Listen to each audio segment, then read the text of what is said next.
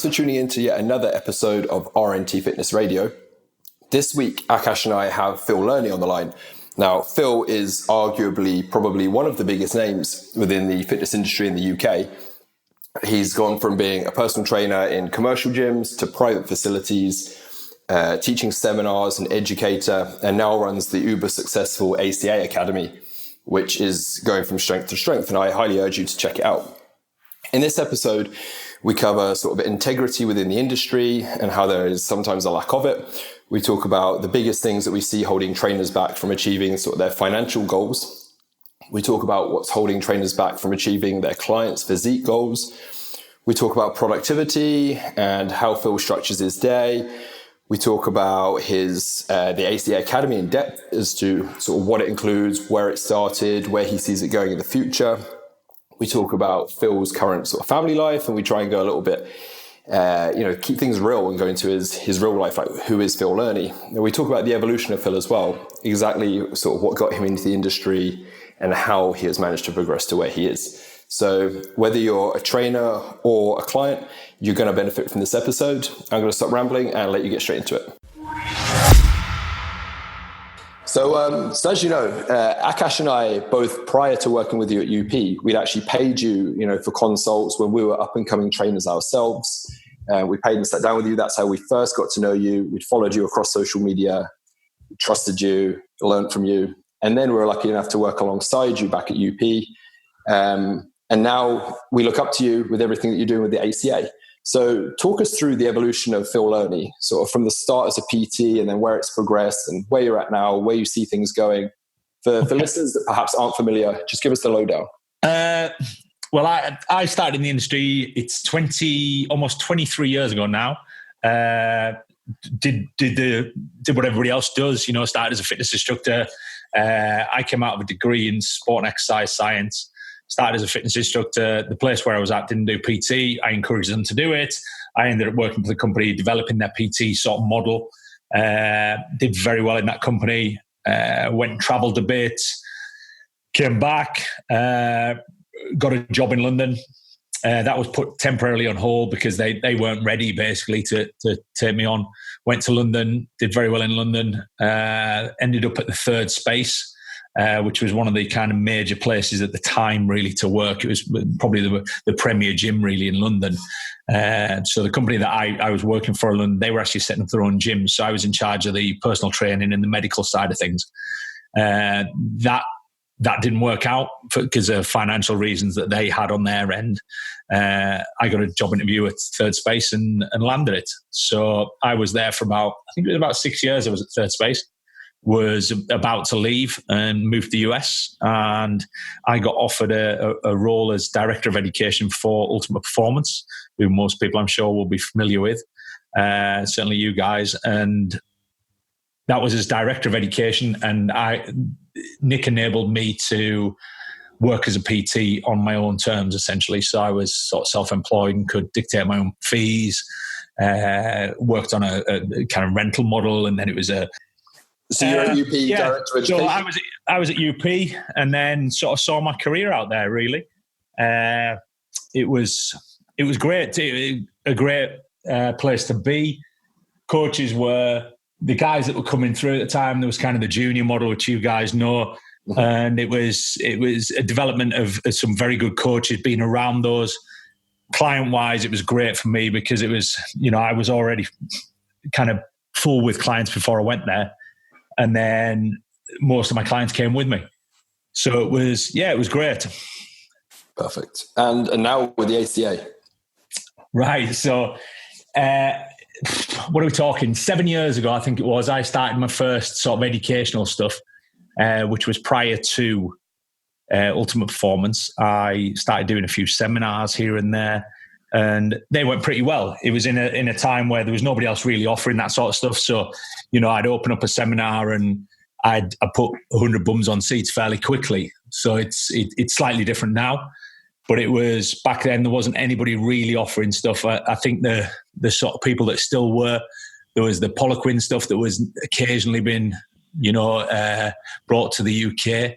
There was, I think Phil Richards was doing stuff, and there was nobody really offering real time sort of stuff for PTs and coaches, stuff that they could go away and deal with fat loss clients and, just the general populace really. So that was sort of the market I fed into. And then from there, did more and more of it, and then decided I'd make a formal offering as such for education, and develop the ACA, which turned into a bit of an animal. Yes, I think that's an understatement. So one thing that I really respect about you is that while you don't go around sort of parading yourself as evidence-based, which, is kind of the latest thing at the moment, you clearly are evidence-based in the, years ago when I first got talking to you and I followed your content, back then, things were being written about low-carb diets and so on. And then you've kind of come round and now talking about it's more calories, science has progressed and whatnot. I find it really refreshing that, one, it's clear that obviously you are still continually educating yourself, even at this level, which I think a lot of trainers fall into the trap of not doing. They get the qualification and that's it. And that you're not too proud to go back on things in the past, where again, this is what we see a lot is you get people, sort of writing one thing that's perhaps been shown that it may not be the most optimal way, but they'll still preach it because they wrap their identity around it. Yeah, whereas you're an open book, like things progress, your writing seems to progress. Would you agree that it's something that's lacking in our industry? Is kind of the ability to just to kind of put some context behind it. Back when I started, you listened to a handful of people, literally a handful of people. Because there was no social media, there was no avenues of education really. Hell, this would be before both of your times, where if you wanted education, if you were lucky, you'd get like a copy of Muscle Media or something like that, where there was actually articles in there, like formal educational articles. Yeah. And a lot of them would be tarnished with, they'd be pushing a supplement or whatever it might be. But there was a bit of science in there. Muscular development, they always used to have those handful of pages in amongst about 1 million adverts that would have a bit of science in there. And there'd be people who were fairly well respected would be writing for them. But it was very hard to get good quality information and an eclectic sort of mix of it. I remember doing my dissertation, I did creatine loading in elite rugby players.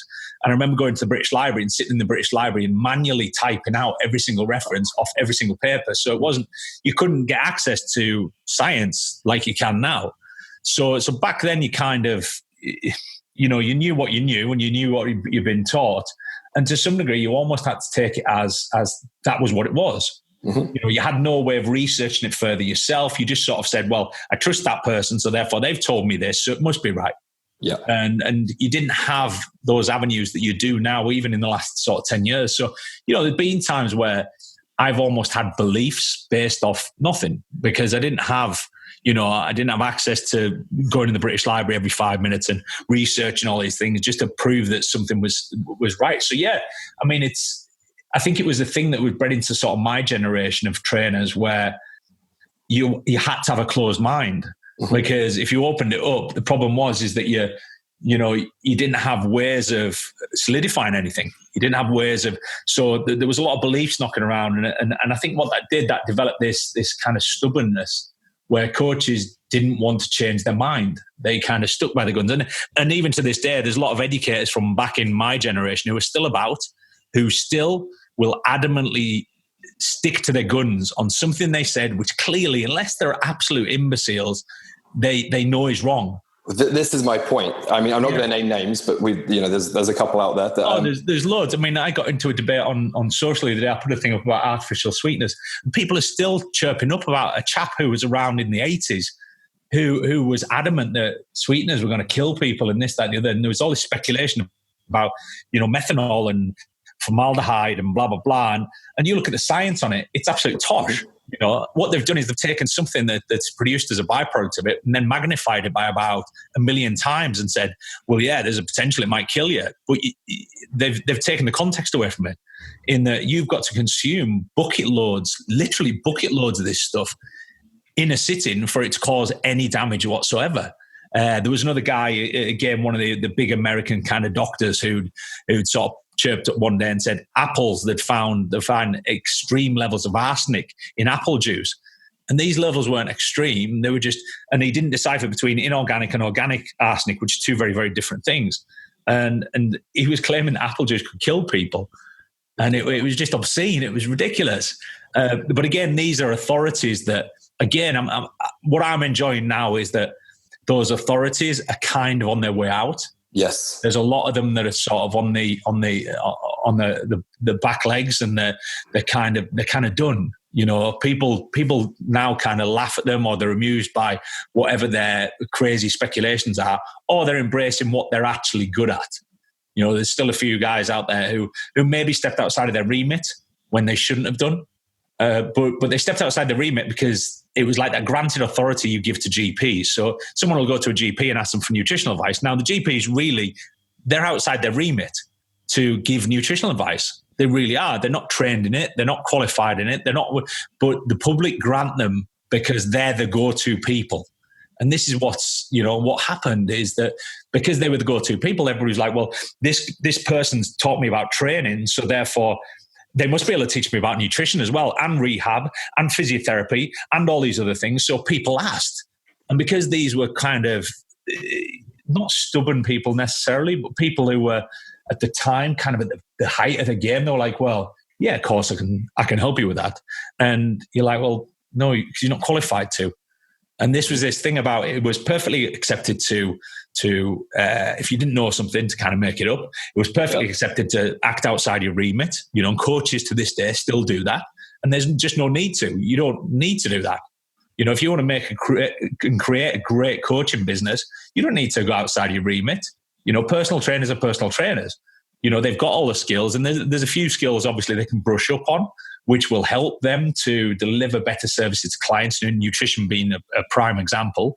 And obviously the business side of things, which is kind of where, you know, my educational offering came from, is that, you know, I had 20 years of experience in this, and I figured out the business stuff myself. I'm still figuring out the business stuff myself. I figured out a lot of the nutrition stuff myself and made a lot of errors with it. And you know, then further educated myself to not act outside of my remit and not be in a position where I'm stubborn as shit. I'm not going to keep being delusional about something. You know, I used to think that sweeteners were bad for you, you know, and they were dangerous. And when I say bad for you, I mean dangerous, you know. And I used to think that, you know, carbs were bad for you, and carbs weren't great for you. Because for me, I've always responded really well to low carb diets, but I've just always responded really well to them. I'd like to trace it back to something or whatever it might be, but I actually feel really good on high protein, high fat diets. I just do. But I still eat huge amounts of carbs in the grand scheme of things, you know? So I think it's just that closed mind element. Whereas now what's happened is it's swung the other way. And I think what we've got now is we've got a lot of people talking about, again, that, and this is why I don't harp on about evidence-based too much with respect to what we offer. It is, and I'm just in the process of redesigning my new website, and the front page will actually say evidence-based. It will state that. But the problem is now what we've got a generation of coaches who don't know how to read evidence, who aren't qualified to read evidence. And part of what we do in the ACA is teach people how to read it and interpret it better. And what they're doing is they're just jumping on bandwagons, much like they did 20 years ago. They're jumping on bandwagons, but they're different bandwagons. These are ones where, you know, people will reference PubMed or whatever it might be, where there's people going into these things, and these are websites where you need to be a member in order to access full papers. You know, and they're going in, they're taking these little snippets, and they're putting them on social media going, oh my God, tomatoes are going to kill you. And they'll find a single study that says tomatoes are dangerous, carcinogenic, whatever it might be. And they'll go, look, there's your proof. I'm like, well, no, it isn't. That's not proof. You know, we've got to look at the grander picture. Also, you're looking at how the authors interpreted those results and various other bits and pieces. But what we've got is we've got a lot of people who are claiming to be, again, something they're not. They're acting outside their remit. They're pretending to be scientists when they're not. You know, and it's a very complex sort of, it's a different minefield to what it was 20 years ago. Let's say that. Yes, definitely. So we've referenced the ACA, which is obviously the Advanced Coaching Academy, which is the whole purpose of this. For those, I mean, Phil's going to go through this later on, but for those listening to this now want to know, it's primarily aimed at, correct me if I'm wrong, trainers are already qualified right now and they need to up their game. It's continued education for trainers. Yeah, fundamentally, yeah. We didn't go down the level 3 route because there's so many people out there offering it. We are actually going to be collaborating with a company very soon on the level 3, because again, we want that kind of flawless, sort of smooth transition where somebody comes out of level 3 and they go, right, what's next?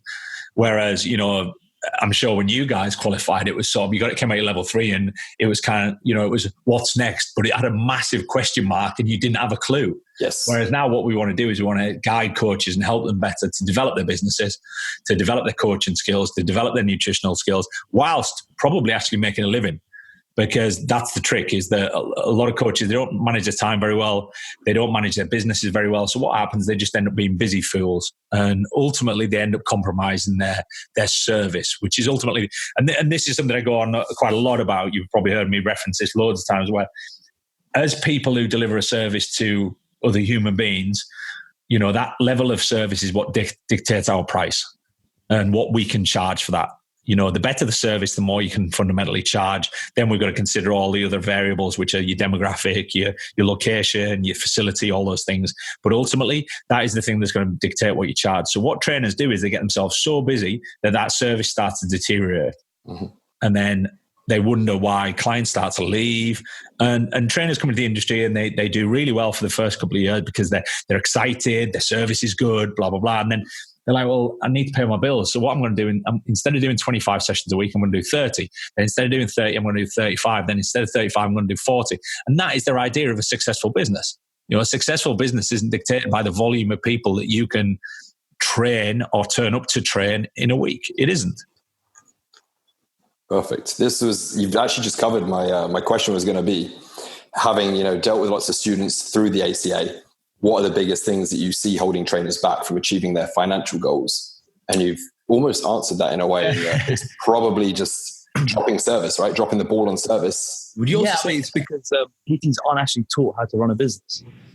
No, but PTs also act outside of the remit on a business perspective as well. Because what we've got now is we've got this new generation of coaches again. We're talking about the shift in generations. What we've got now is we've got a whole bunch of coaches who have forgotten about their core business. They forgot that they decided to be a personal trainer. If you decide to be a personal trainer, what the first things you should do as a coach is firstly get your service up to the level that you can charge the maximum amount in the area that you're at, given your experience, given the location, given the quality of the gym, given all those factors.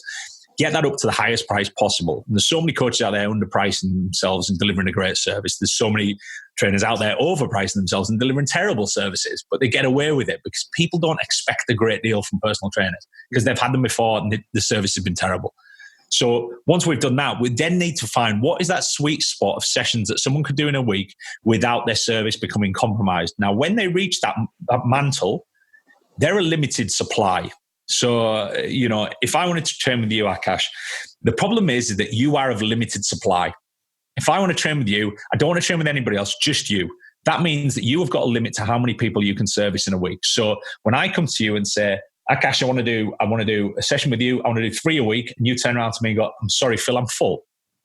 All of a sudden, we go back to the basic economic model of supply and demand, is that now I'm almost telling you to put your prices up.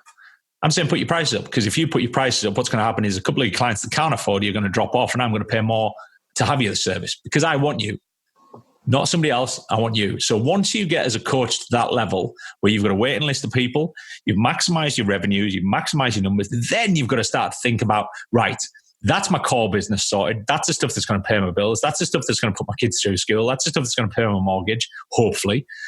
And then we're going to look at everything outside of that. And then we start looking at how we're going to scale this. We're going to go online coaching. We're going to open our own gym. Are we going to start doing group coaching, small group coaching? What are we going to do? Mm-hmm. Makes sense. Yeah. And a lot of PTs aren't actually getting to that stage in the first place, right? No. What they're doing is they're very quiet with personal training. So they think, I've got to change what I do. Yeah. So what they do is they acquire 10 clients in personal training. They charge very little and then go, right, what I'm going to do, I'm going to launch an online coaching model. And they've got no audience. They've got no experience. They don't know the vocabulary.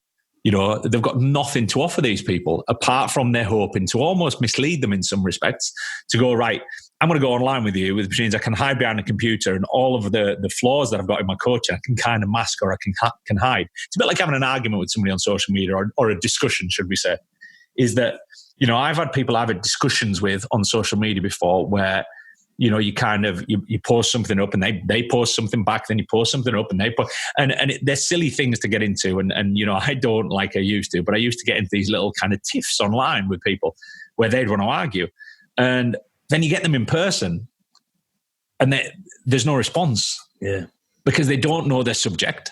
They only know their subject when they've got reference to something. And this is what PTs do. They go, right, I don't know my subject. So what I'm going to do, I'm going to hide behind a computer and start doing online coaching because I can kind of get away with it. And, I'll send this client a couple of spreadsheets. And if I miss a couple of emails and don't send it to them, and then it comes down to the same thing, is that you're delivering a terrible service. Your online coaching model might have worked in the onset, but it's going to fail because online coaching, the only aspect that you should not be servicing your clients with is the skill acquisition, which is the face-to-face coaching. Yeah. Online coaching fundamentally is you're able to deliver a better service in many respects because your client contact, your avenues for client contact are wide open.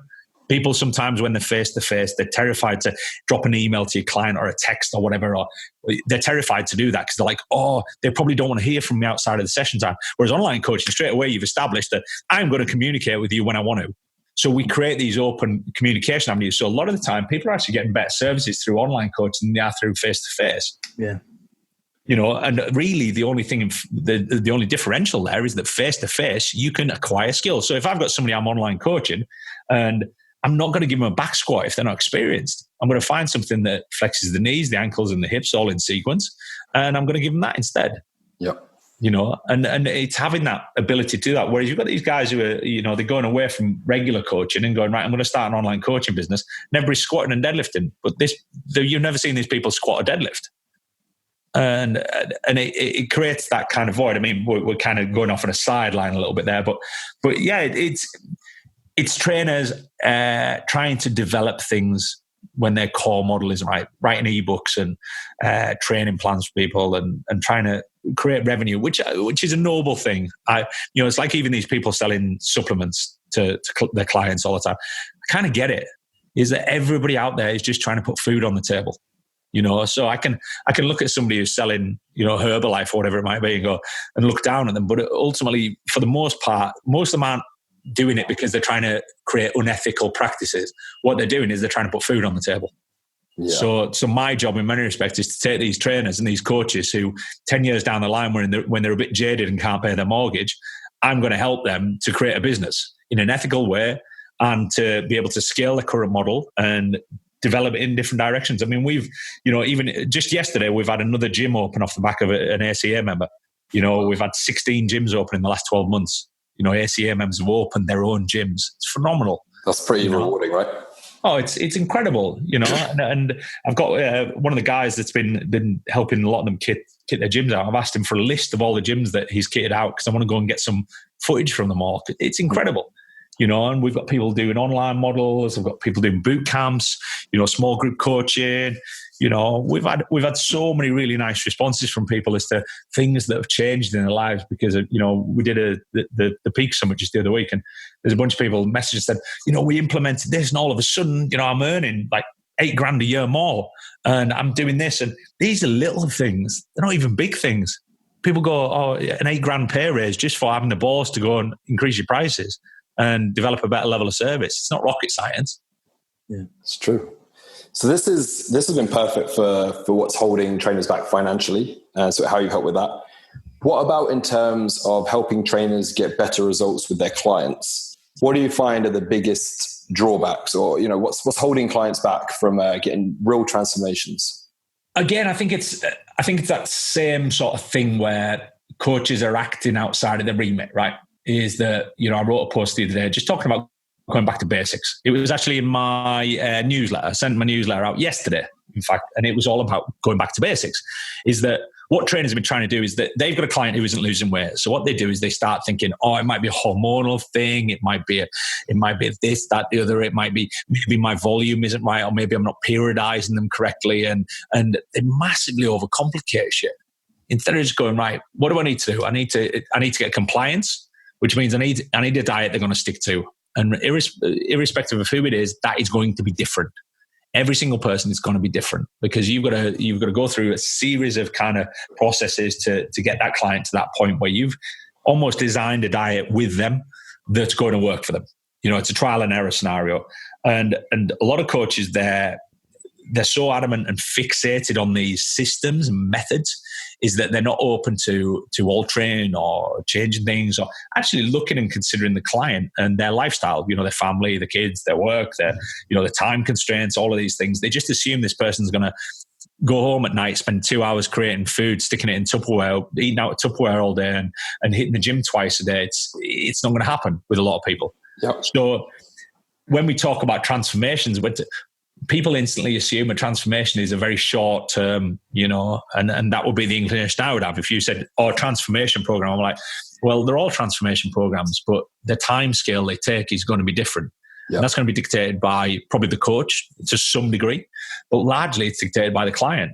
I've had clients that most of the clients when I stopped PT, and most of my clients I'd had for a minimum of 6 years. Wow. And were they all shredded and ripped to the bone? No, they weren't. They were at the point where they were happy. Yeah. And there would be times when they come in just like every other human being, and somewhere would be coming up and they'd be like, oh, I just want to lean up a bit more. I'm like, okay. So do you want to get shredded? Do you want to step on the stage? Nope, none of them wanted that. What they wanted is they wanted a diet they could sustain on a daily basis. They wanted to be able to do the things they wanted to do in life, which for some of them involves socializing, drinking, eating, whatever it might be. And they wanted to feel better about themselves. And ultimately, that's who they were. And it's ascertaining and finding out the right thing for the right people, instead of this blanket prescription of, and we get this with bodybuilding coaches where, they're a prep coach and they have this generic formula where everybody goes on, chicken, rice and broccoli, and you're going to do it 5 times a day. Then you're going to go and do 20 minutes cardio, and you're going to take this and do that, blah, blah, blah. And it works for 1 in 10. And then that coach hinges that one transformation on, I'm a great coach. Look at my one transformation out of 10. A good coach is somebody who gets results with everybody eventually. Yep. Because that could be with, we've got a couple of online clients that just don't check in. They don't check in. They don't do what you tell them to do. We had one guy message 3 weeks later, hadn't even joined a gym, but was telling us every day that he was going to a gym. And this is what happens, is that some people just aren't ready to change anything. Everybody wants to earn more money, but you offer everybody on this planet overtime. Nobody's willing to do it. You're like, right, so simplest solution, you want an extra £100 a week. You're going to do, 3-4 hours extra overtime every week. But I don't want to do that. Okay, fair enough. And that is that process. So a lot of the time it's, I think, an inability of coaches to be able to listen to people properly. Yep. Is to consult with them properly, is to ask the right questions at the right time. It's an inability to consider their lifestyle, their life outside the gym. And it's a lot of assumptions. Coaches making assumptions that somebody's going to just drop everything and start dieting and eating. Don't get me wrong, there's going to be people that will do that. And, we've all seen them. You've seen them, I've seen them, Akash has seen them. We see these people that come in and they go, I'll do anything. And they literally will. Yeah. And they're easy, but the hard thing for them is that when they're finished giving everything, they realize that I can't sustain this forever. So how are you going to help me now, coach? Mm-hmm. And that, again, is that process of how do we get people away from this extreme nth degree of something and draw them back to something that they're actually going to be able to sustain, but actually have a decent physique most of the year. Awesome. So trainers listening to this, I think you should go back and listen to this a couple of times. Take it in. Basics. I mean, at the end of the day, you look at diet. Diet is fundamentally, whatever way we look at it, diet is really just calories. And I had a big discussion with a guy about this, and he was right. He was right. He said, I'm sick of people saying it's just calories in, calories out. It doesn't work like that. I goes, no, it doesn't. I said, but ultimately, if we get that element of it right, which is the simplest element, everything else we can then tweak. Yeah. Everything else we can change, because ultimately, if we establish a baseline of calories that anybody's consuming right now. So if I went outside and, this person walking down the street right now, I turned around to them and said, whatever calories you're consuming today, I want the same foods, the same everything. You're going to consume it again tomorrow, the next day, the next day, the next day, the next day. I don't care about the composition of your diet. I don't care whether it's protein, fats, carbs, whatever. Whatever you've eaten today, you're going to eat again tomorrow, the next day, the next day. Now, what I've got a basic line of how many calories that person is consuming. It's consistent. Now I'm going to tell them to exercise 3 times a week, whereas before they're not doing anything. Now all of a sudden they're going to lose weight. It's not rocket science, but it's getting those controls against those variables, because people are sporadic with both diet and training. What I want is I want somebody who's going to turn up to the gym on a consistent basis or do activity or exercise on a consistent basis that they can do and sustain. And then anything on top of that is a massive bonus. And the same thing with calories, If somebody wants to eat chocolate every day, let them eat chocolate every day. They're not stupid. They know full well. And it's this thing where you get clients will say, I know, they walk in, the first thing they say to you is, I know what I should be doing. And the vast majority of the time, they actually do. Yeah. They know what they should be doing. They're not stupid.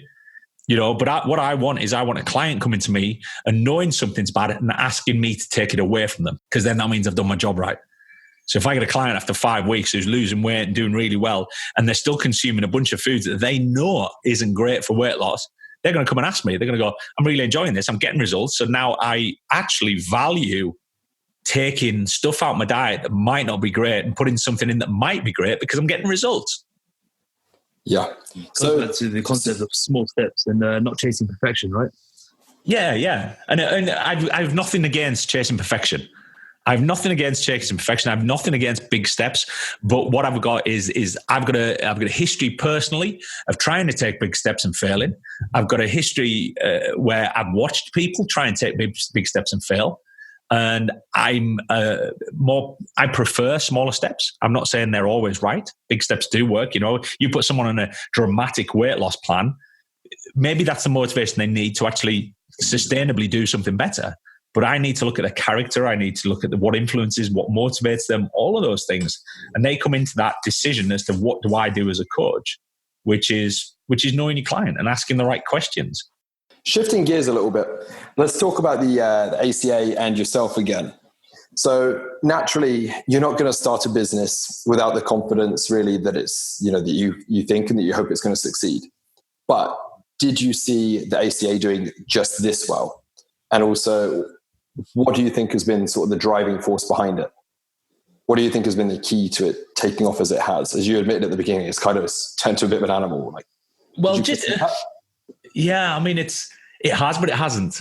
I look at it and I'm like, could do so much better. But this is the same as anything I think I ever look at. And I'm not one of these people who, to me, I bump into people at these seminars and stuff and like, oh, can I get a picture?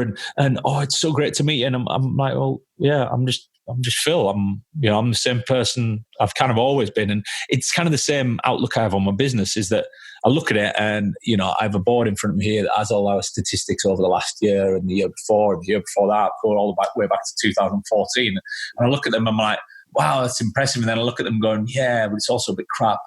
And it's that kind of what Akash just said there about chasing perfection, right? Yeah.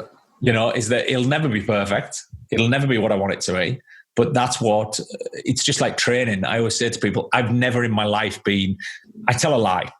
I have a bunch of pictures that I got taken once upon a time that I actually look at and go, wow, I'm really pleased with that.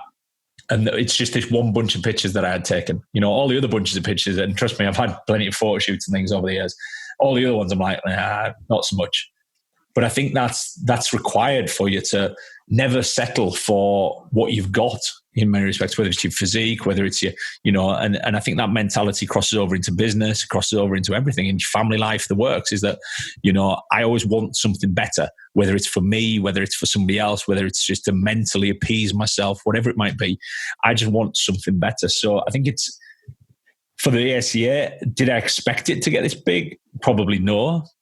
Am I pleased with where it is? Probably no. I can relate to that, yeah. Yeah, and it's a tricky one. Did I expect it? I think deep down, yeah, I probably did, because I'm always trying to shoot a little bit higher than anticipated. But then I also look at it and probably think that it isn't as good as I wanted it to be by now.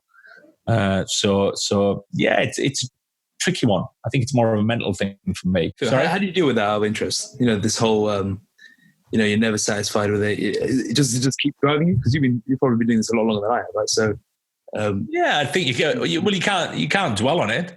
I think there's that. It's a very fine line. I think that people who are driven in whatever field it might be, I think it always has to be there. But I think a lot of people, it's kind of that voice in your head that you start to believe, whereas I've never believed it. Yeah. That element of doubt. And when I say I never believe it, across the board, I've probably never believed it. There have been days where all I want to do is I want to, I've got whiteboards everywhere. I want to wipe clean all these whiteboards. I want to turn my computer off and be done with it. Mm-hmm. And I'm like, and when I was a PT, there was times I just wanted to cancel my last 3 clients, walk out the door and then walk back in again. And it's crap things. It's just things that, that just kind of get under your skin and annoy you. And there's, like the bickering in this industry. There's days where I'm like, I just can't stand it. I'm like, will people just stop with this and just go out there and do what they intended to start with, which was try and help people. Yep. But people are too busy trying to, bring other people down. They're too busy trying to, create their 7-figure marketing funnel, and they're too busy trying to, leverage off the back of people's desperation, which is, our industry deals with people who are desperate, yep. And I, in many respects, deal with people who are desperate. I've got people there who don't know whether to invest in the ACA because they can't pay their bills. Mm. But what I'm trying to convince them of is that if they do invest, they'll be able to pay their bills. But that's a very hard thing to convince someone to do, and then that isn't a guarantee, because ultimately once you get into it, if you don't do the stuff that is laid out for you and is set out for you in this program, in the ACA, you're not going to succeed. So the client, right? Yeah. They have to do it. Absolutely. I can't guarantee results in somebody who's not going to do it. I can give you a template, I can give you the plan, I can give you the motivation, the encouragement, and the pep talk you might need now and again. But ultimately, if you walk away and those other 23 hours of your day you don't do anything with, I can't help, can't do anything. And this is why, I think even still to this day, I try and give away a lot. I try and help people to, even just the basic stuff. I'm like, and the problem is that you're in that fine line where if you give something away for free, people don't value it as much. Yep. We have a client acquisition guide that we use as it's a piece of what we class as lead capture. And again, I'm always very transparent about what things are. It's a piece of lead capture. I want people to give me their email so I can then potentially help them further down the line. And we have a client acquisition guide, which is part of our, it's a lead magnet, it's a lead capture. And it's a cool little manual that tells you all about things you should be doing for client acquisition. Real basic stuff, but stuff that if you go away and implement, you'll get busy. I guarantee you that, and I'm confident. And I said this at the big symposium I did the other week, where I said to anybody in the audience, I said, I could walk in any commercial gym, and I'm not the sort of person to come out with these kind of cocky, sure of themselves sort of statements, but I'm confident that I could walk in any commercial gym in this country and have a waiting list within 2 weeks. Wow, that's pretty cool. And that wouldn't require anybody in that gym to know who I am. Mm-hmm. There would be no reputation involved. There'd just be me going up, saying hello to people. I remember the first gym, and this is something I always talk about because it's one of the most basic things that anybody can do to acquire clients, is that if you're in a commercial facility, you go around, you introduce yourself, and you make sure you are the trainer that is known the most by every single member in that damn facility. Because you're not going to walk up to a complete stranger and ask them to help you out with something so personal as personal training. You're not. You need to know who that person is. Different in private facilities. You guys, back in your UP days, you were introduced to your clients by somebody else. Mm-hmm. And that happens, off the back of a company that can draw clients through the door with the confidence that they know that the trainers that will be through that door are good. Yep. And friendly and helpful, and they'll execute what they need to. And if they don't, guess what you've got? You've got a company you can go back to and complain to. Yep. Yeah. We deal with that now, right? As in the same model. We for our coaches, we bring the clients in and then introduce them to the coaches, which full trust that we know that the coaches can get good results. Yeah, but that's a confidence in you. So my confidence isn't in the coach because I don't know who the coach is right now. But once I've communicated with you as a company, my confidence is in your company, mm-hmm. and your track record and your experience and all these different things. And I need that. Whereas you walk in a commercial facility, you're an unknown coach, unknown entity. You don't know who's in there. I had one of the coaches who I do a business mastermind. One of the coaches there, he walked away from the first session, upped his prices, and got busier than ever before. Because basically what he was doing before is that because his prices were lower in comparison to everybody else in the facility, and all the other trainers were all fairly average, nobody assumed he was the best. because he's not going to walk up to people and go, yeah, my name's John and I'm the best coach in here. He's got to prove that somehow. But the problem is clients are looking at coaches and they have no idea what they're looking for. What they'll end up doing is looking for the person that probably looks the most friendly. Yeah. They'll probably go with the person that probably communicates the best with them. And if you go into a facility and start talking to people and touch base with them on non-gym related things even, they're probably going to talk back to you. And when they come to the crunch where they realize that they need a coach and they need somebody to help with them exercise, who are they going to go to? They're going to go to the person they know. And it's that simple. And we teach those sort of things. But then a coach will go away and they'll go stand in a corner of a gym and talk to all the fit people because they can relate to them. They'll talk to all the meatheads because they can relate to them. They'll talk to, I did a big conference for one of the massive gym chains. This would be 2 years ago, I think. I did it this last year, but the one before. And I saw a guy sat in the front row. And I'd seen him talking to somebody next to him. And I could tell he was talking a foreign language. So I said to him, where are you from? He goes, I'm from Poland. I said, cool. I goes, I bet you talk to all the Polish people that come in the gym. I bet you do. He goes, yeah, I do. I goes, because straight away you've got something you can relate to with them, which is the language you speak. So straight away you're going to talk to those people because you've got something in common with them. It's like, I remember buying, we bought a new car a few years ago and we drove it out the garage and we're driving down the road and I saw somebody else driving the pretty much exact same car. And I waved at them. My wife goes, who was that? I goes, yeah. Because I have no idea. I goes, but they're driving the same car as us. So I kind of instantly related to them. So I waved at them as though we've got something in common here. Yeah. And it's like that. You see somebody, you go out on a night out and you end up conversing with somebody because they're wearing the same shirt as you. That breaks the ice, doesn't it? You're like, oh my God, you're wearing the same shirt. It's like having a dog. Dogs are great for breaking the ice. People come and talk to the dogs though and don't talk to the person holding the dog. That's a bit bizarre, isn't it? But it's still... Yeah, welcome to London. Yeah. When you were building the ACA course, talk us through a typical day back then and compare it to how it looks now that it's written. So I imagine they're two completely different... Right. So when I was creating it, my days would be spent sat writing and researching. Mm-hmm. I would literally be at the desk probably 8-9 hours a day. Yeah. Depending on what modules I was writing, depending on how well versed I was with the subject, and also how much research needed to be tied into that subject. So, for example, when we go through demographic analysis, right? We go through demographic analysis in the business acumen module. That is a subject I know like the back of my hand, right? And that is a subject that we don't have much in the way of clinical references. We don't have that. So really the thing that takes, and I always remember with my dissertation, the thing that took the time was the referencing, is defining the evidence, tying the evidence with the subject matter that you're talking about.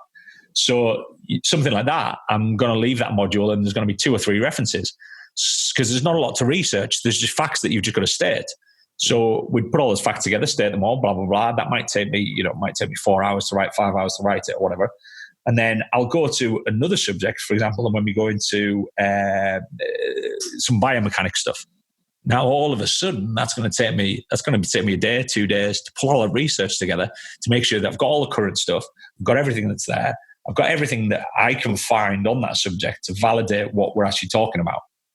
So that was how my days were in the early sort of stages of it. It would be creating the content, collating the content, putting it together in a format, and sort of liaising with my web guys as to how that was then going to be eventually sort of delivered. Mm-hmm. Whereas now, at the time, or were you all in on this at the moment? I was still PTing when I put the academy together. I was still PTing full time. I retired from PT 2 years ago in October, mm-hmm. and I developed the academy about 18 months before that. Well, started developing the academy about 18 months before that. Yeah. So it was in a little over a year. I wrote, I think it was about 350,000 words. Wow. So it was a good hit, and recorded, I think, in excess of 24 hours of videos, in excess of 24 hours worth of audio content. So it was a challenge, but it was, the hope at the end of it was that, I wrote a book several years ago. So it was kind of similar process. it was just we just segmented everything into lessons, modules, and put them in the logical order. And again, the logical order, even when we launched it, I actually changed the order of it all about 3 or 4 months in, when we'd had some feedback from people doing it. And I thought, well, there's certain things here that I think could be better if they were switched around or moved to this area, and it just makes more logical sense, really. So my days now, very much the same. I mean, I'm writing a module on carbohydrates here, which has been, I've been working on since this morning. Mm-hmm. This morning, what have I done? I'm working with redesigning my website. Yeah, so I've done that. I've developed a mailing sequence. So basically, when somebody signs up to the newsletter, there's a certain sequence they fall through. So I've designed all that. What else have I done today? I think that's pretty much everything I've done today. Do you have like a magic time that you find you are most productive? So are you the sort of person that can just kind of get up and then start working, or do you have to get up in the early hours? Do you do it late at night? Like, have you found? I'd love to think it was consistent. I'd like to think I could put together a motivational meme around, CEOs, directors of companies and shit like this, getting up and being super driven and motivated all the time. But no, I think that's absolute bullshit. I think, there are days where I don't want to do anything. There are days that I'm not motivated. There are days where everything just looks complicated. I can't map anything out. I can't structure anything. I have these two books that kind of, sorry, I know people can't see the videos, but I've got a big A4 book that just basically just gets rammed full of notes all the time. I've got a diary here that I plan kind of my day by day sort of stuff. So it'll be, like check boxes. So I map out check boxes of what I'm going to do tomorrow. There'll be times where I'll be in bed, we'll be, watching Love Island or something like that. And yes, we do watch that. And, midway through it, I'll jump up out of bed, run down, I'll put something in a notebook, or I'll put it on a whiteboard because something will just come into my head and I'll be like, I need to do that, but it's relentless. I mean, it really is. I have a list of things a mile long and have had for the last 15 years, I think, and I've never got to the end of that list. And I think I could sit there and beat myself up about not doing things. I put these check boxes into this planner sort of every day, and the amount of days that I actually tick them all is few and far between. Because if I'm ticking them all, it's probably telling me I'm not listed enough. I'm not giving myself enough to challenge myself. Whereas if I'm failing every day to some degree to do them all, that's kind of cool. I like that. I like the fact I'm not achieving everything I set out to achieve every single day. And I think that's that mentality thing where you can look at it, several ways. Where I was chatting to someone this morning, I had a consult with somebody this morning about business. And I was talking about the whole thing about, have you guys heard of the process of leads and tripwires? Yeah. So for the guys that are listening that don't know what I'm on about there. So a lead is basically somewhere where you're going to generate interest in you or what you do. So social media is every time you get somebody likes you on social media, follows you on social media, that's a lead. That's somebody who might at some point in the future buy whatever you're selling, be that services, products, whatever it might be. So I was talking about leads, and I was talking about tripwires, and I was talking about, the constant need to give value to people. And, I've got people that I've probably been giving value to for 20 years and they've probably never bought a thing off me. And that's cool, because ultimately that's what I want to do. I want to deliver value to somebody, and, I might change somebody's life and they've never spent a penny, buying my academy or whatever it might be. And that's cool. And that's how it works. So I was talking about sort of leads and tripwires and kind of where all that goes, and sort of his core business and those sort of things, and how he was going to go through that process. But we talked about that constant sort of loop that people go in, and that decision-making process that people go through to get to that final sort of that final outcome. Is that where in that process are they going to decide that they're ready to change something, ready to commit to something, ready to go into something? And I think it's that mentality where you've got something like a Pure Gym. Pure Gym, the biggest chain going, they're dominating the low budget market, where you'll get a private facility where the owner will have a Pure Gym open up down the road. And to me, what I've got there, I've got leads. I've just acquired 4,000 leads. and they've actually created the tripwire as well, which the tripwire is kind of that first initial product that they buy off you that's cheap.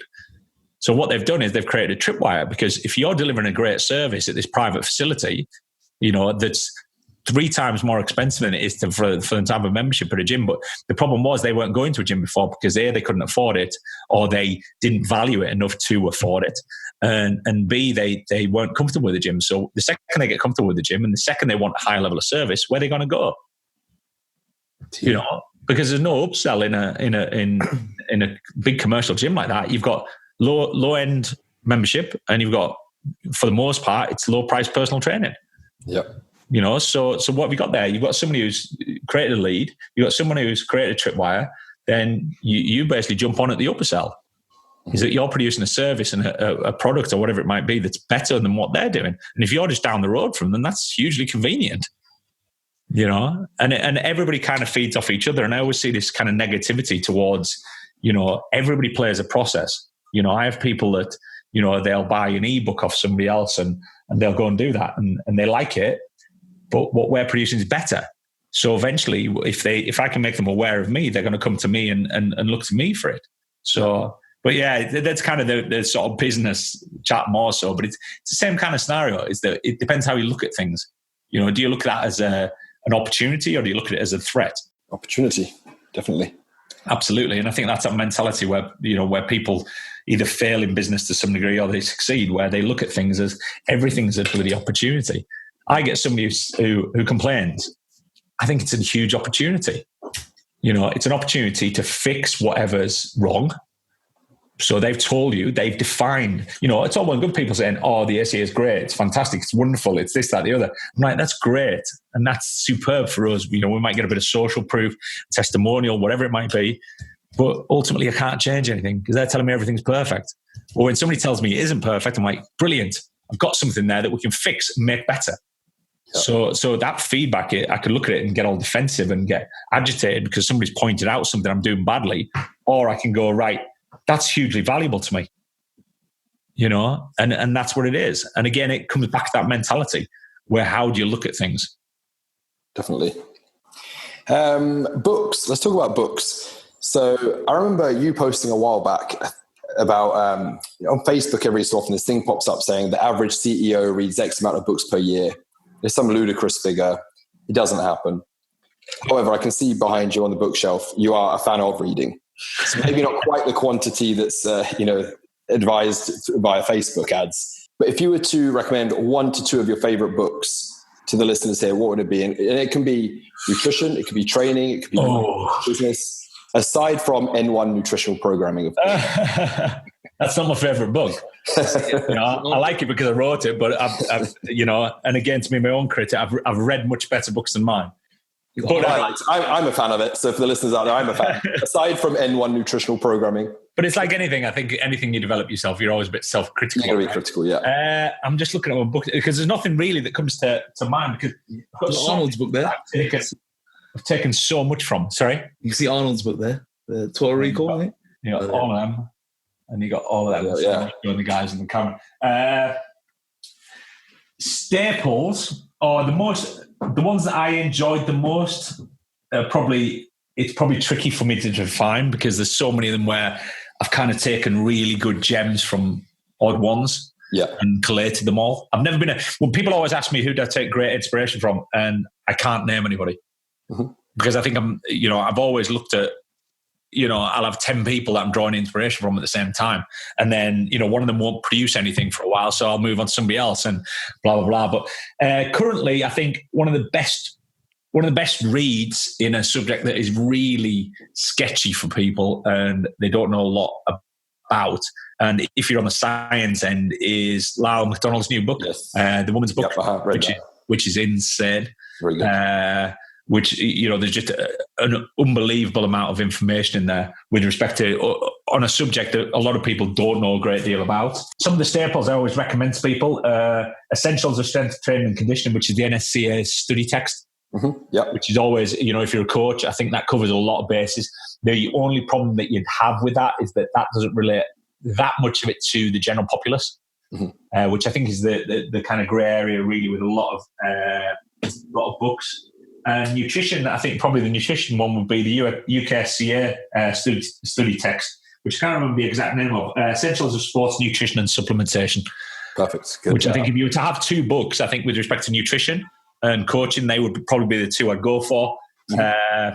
And with respect to business, I think there's just so much good shit out there with business, because people write about business away from the context of the health and fitness industry.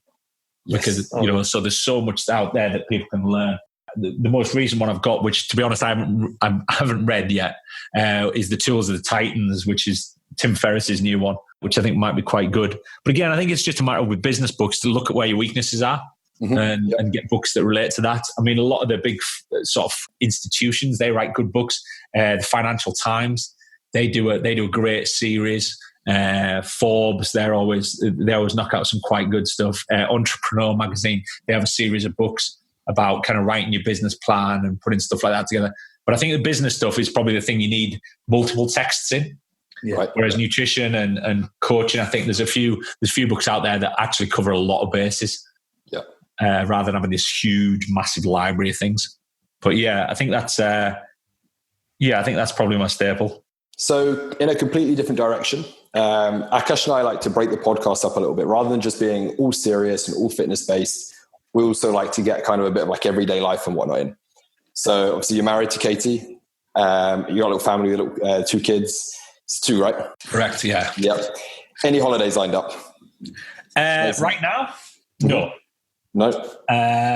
We've got the kids break. Jack's already broken up. Bella breaks up next week. Their setup on the schools is just slightly different. So we're probably going to stay in the country, I think, for the most part. We might take a hop, skip and a jump somewhere.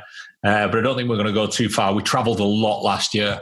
We went to LA, we went to Amsterdam, we went to Chicago, we went to Mykonos, we went to, where else did we go last year? We clocked up a lot of miles last year with the kids as well. And this year we've just sort of slowed things down. Last year we got married. So it was kind of a big year last year. So this year we sort of said, right, we'll just wind it in a little bit and we'll play it by ear. I've just been offered a speaking gig just abroad that we might tie in with the family trip as well. Perfect. But that, I think that's going to be more towards Christmas, I think. But I think we're going to stay pretty local and catch up with family and various other bits and pieces, because that's the problem with traveling a lot, is that you kind of don't catch up with your friends quite as much. So I think we'll probably do that. And as I say, we might take a trip somewhere. We might go across to France or take a couple of city breaks or something like that. I was in Barcelona the other weekend, and I think we'll do a weekend in Barcelona or Madrid or something like that, maybe. But no, nothing planned. But we're quite, with the weather being as it is, I think a trip to most of it. Cornwall or somewhere like that, I think would be nice. Definitely. How would you say your work life has changed since getting married and fitting in the role of sort of the family man as well? Would you say it's changed a lot since? Yeah, it's there's a huge amount of consideration, I think, for what other people require of you. I used to be I've always been fairly, not selfish. Selfish is the wrong word, I think. But I would always prioritize work. Yeah. That was, I did that for years. I mean, we're talking years, but that goes back on, I could use a motivational or a pep talk right now and talk about, working hard in the early years so you can free up time in the later years. That's kind of essentially by default what I've done, and I'm more free with my time now because I have a business that basically dictates I'm in control of my own time. Yep. You guys asked, when could we record this? And I was like, well, Wednesday, Thursday, whatever. Don't get me wrong. There's some days where I'm completely tied up and I'm allocated. That's what I'm going to do. But I have what I call a rolling diary. And, I went through this at one of the big conferences. I pulled my diary up on the screen. And I said, this is, I map out essentially 7 to 8 hours every day of things to do. Mm-hmm. They have time allocations.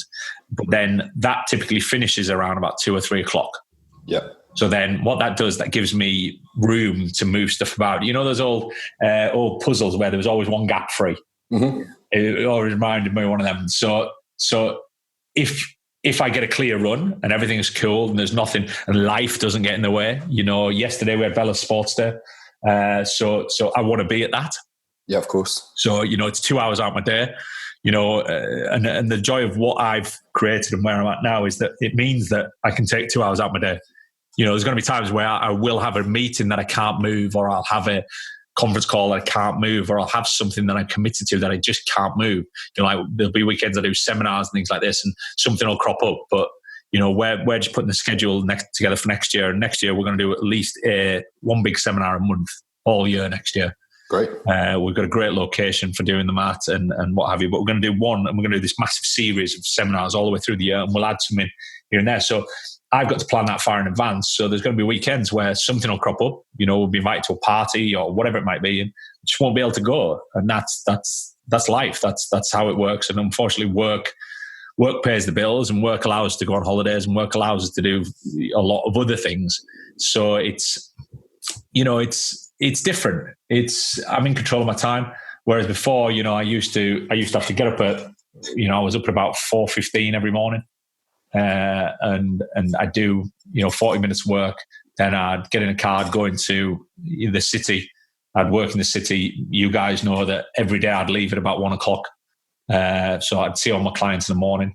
Then I'd come home and I'd work. And, when I was a single bloke, I used to live off about 3 or 4 hours sleep. Mm-hmm. And I used to get up at silly o'clock in the morning, go and see clients. Then I'd go to bed at silly o'clock at night. And typically my day revolved around, seeing clients. I'd train myself and I'd work. Yeah. And when people say to me, what did you do differently? I just worked more.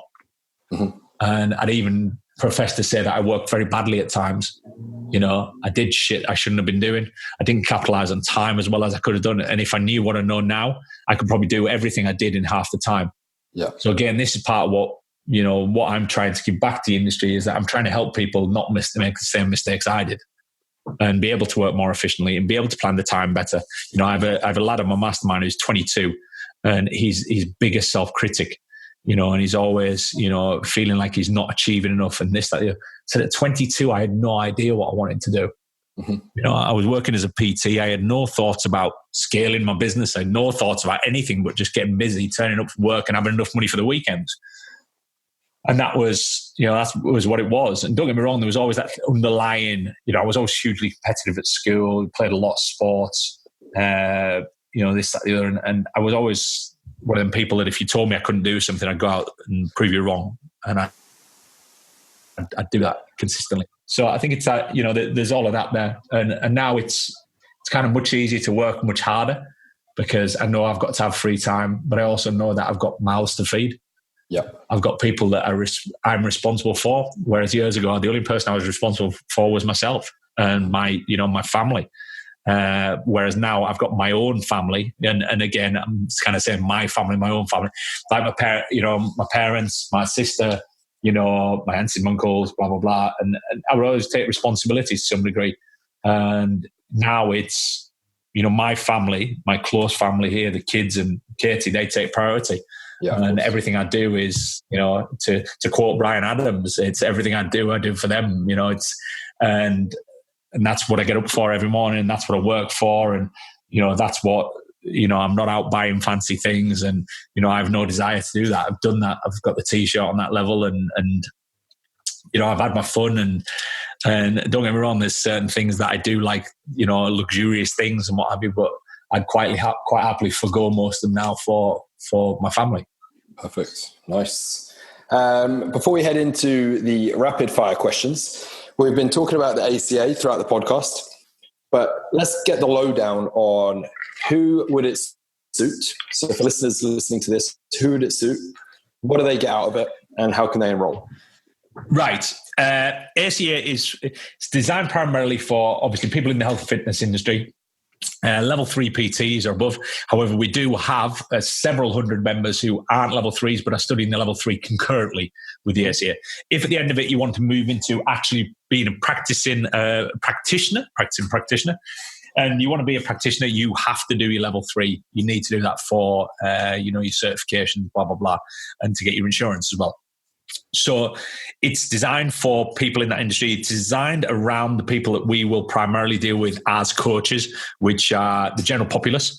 So probably 80% of the content is focused on the general populace, fat loss, weight loss, blah, blah, blah. 20% of it is focused on, specialist populations and people who want to push things to extreme, strength, conditioning, extreme fat loss, blah, blah, blah. So we have that in there, but we also have the library section in there where we'll go into more advanced stuff. We're also looking right now at the level 2 and how we're going to structure the level 2, which is going to be more advanced things, very advanced business stuff, very advanced coaching stuff, and very advanced nutrition stuff, dealing with advanced populations. So yeah, it's run over 52 weeks. Each course is 52 weeks long. If you finish one lesson per week, you'll complete it in a year. And it's just ongoing. We've got people who've been members since it started, about 3 years down the line. They've qualified, they've done everything. But again, we're producing more and more content. We've got a huge bunch of things happening this next year coming up. We've got a big nutritional section that's going in there where people can design menus and blah, blah, blah.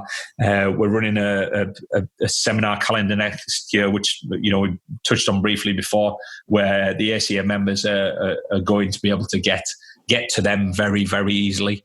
Most of the members will get actually passes to several seminars as part of their membership. So they're getting to utilize those. But yeah, it's just ongoing. It's constantly evolving. We've got new people coming on board, and there's new stuff happening all the time. So, 2 questions off the back of that do you have intake dates, or is it anytime? No, people can join anytime they want. It's all self-paced. There's various things that we have in there. We've got various levels of what they call gamification, which are points at which people are trying to strive for to complete things. So we're trying to motivate people. So probably the most obvious bit of gamification on the site is when you log in, you have these progress bars that tell you where you are. So that's what in the tech world, that's what they call gamification, where there's something that you have markers, or almost life, like on Street Fighter where you have the life bars. It's like those. So we're constantly trying to get people to marker points and significant points in the course. Perfect. And is there any contact with you? How does it work with essentially, we have a community on Facebook, a closed private community. Okay. If people have got questions on there, they can throw that back at, I think we've got about 1,500 of the members on there. So we don't have all the members on the group. I think some people do like to avoid them. But if there's questions and things, people post them on there. I'll get stuck in when need be, and the other people that do bits for us jump on there as well. And if people have got questions, typically I always get that shock appeal when people email and I'm the one responding back to them. I deal with most of the emails that are in reference to the academy. I have a PA, but she basically hands most of them to me. She deals with kind of the operational stuff. Whereas if it's a member asking a question, they'll typically have a reply off me. Mm-hmm. So yeah, I'm still very hands-on with it and hope to stay very hands-on with it. But obviously, if we move into the US market, which is part of the plan, the numbers just aren't going to be feasible for me to do on my own. So we'll be looking at kind of someone to shadow me and be at the same sort of skill level as I am to be able to do that. And you said once they finish the year, or the 52 modules, they continue? Yeah. Continually evolves. We have a big library section. We have another 5 modular sections which have content in. It's just not the certified content. Okay. Great. So once people are into there, they're looking at, and we've got interviews in there. We've got webinars with all manner of people in there. We've got Clive Brewer, he's the assistant director of high performance at the Toronto Blue Jays. We've got Lyle McDonald, who we talked about briefly before.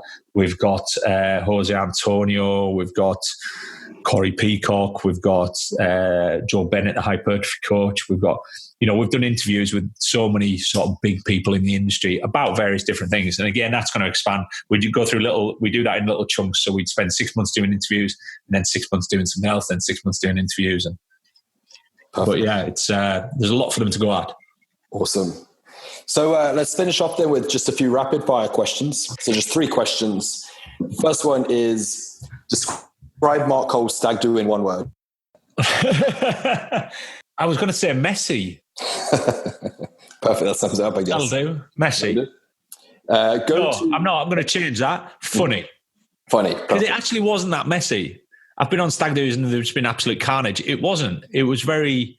But I think we're all a little bit older and a little bit more mature and blah, blah, blah. I'd say funny. It was a very funny weekend. Perfect. Go to meal or restaurant for date night with Katie. Killing me. You guys got a favourite? No. We're massive foodies.